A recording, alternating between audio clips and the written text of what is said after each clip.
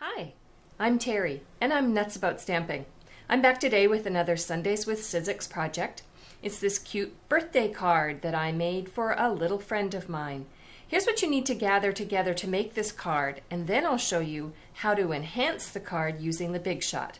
But first, you're going to need your Stampin' Write markers. Comes in a set with Peach Parfait, Pear Pizzazz, Concord Crush, Poppy Parade, and Blushing Bride. I used the Curly Cute stamp set, new stamp set in the catalog that's so cute. And from that stamp set, I used the Happy Birthday image on clear block H. You're going to need 2 punches. I used the dotted scallop ribbon border punch, and I'll show you how to use that in a minute. And I used from the Itty Bitty Shapes punch pack, the little flower. I used some jewels that are the basic rhinestone jewels. I love these. You can enhance so many projects using them. I used my snail adhesive and some Stampin' Dimensionals, my bone folder, my paper snips, and some mini glue dots. And then for cardstock I used Concord Crush, Poppy Parade, and Whisper White. All right, let me clear off my spot. I'll be back in a moment and I'll show you how to complete the card. All right, I'm back, and let me show you how I created the card as it is right now. The first thing I did was I mounted the Happy Birthday onto clear block H, and then using my markers I colored the image and stamped it using all of the colors of the in colors. I stamped the Concord Crush image on an extra piece of scrap Whisper White, cut it out, and adhered it using Stampin' Dimensionals on top of the one that I had already stamped using Concord Crush. It just lifts it off the page a little bit.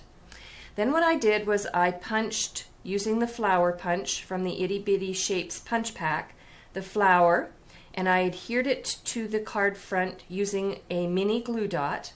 And then I used my paper snips. I lifted off one of the jewels and placed it in the center of the flower, and then just bent up the edges of the flower punch image just to give it a bit of lift. Then what I did was I took my dotted scallop ribbon border punch and I created these side images. And let me show you how to do that.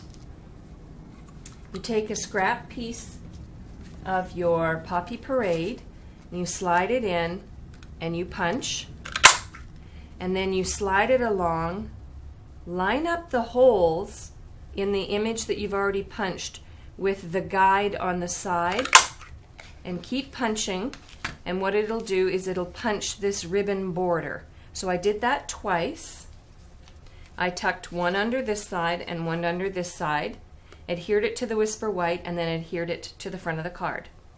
And that's the card so far, which is really cute. But let me show you how to bump it up a notch. I have my Timeless Type Alphabet Junior Sizzlet set, and it comes in a box with all these alphabets and numbers and other images. And I chose the Sizzlet that has the numbers 5, 6, 7, and 8. And I want to create a number for my birthday card on the front.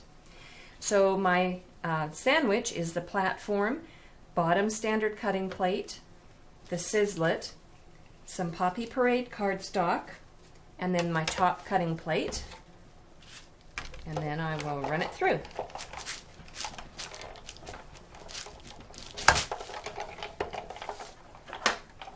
And let's say that the little friend I'm giving my birthday card to is 7 years old. So I'm going to punch out the 7. I'm going to take some snail adhesive, add a touch of the snail adhesive to the number 7. Bring my card back in and add the 7. Whoops. Maybe add the 7 to the front of the card.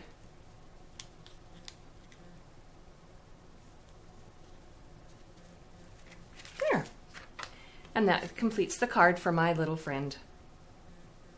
For a complete list of the supplies I used and the measurements, please visit my blog, www.nutzaboutstamping.com. While there, don't forget you can subscribe to my customer newsletter and place an order for the products that you see here. I'm Terry. I'm nuts about stamping. See you next time. Bye for now.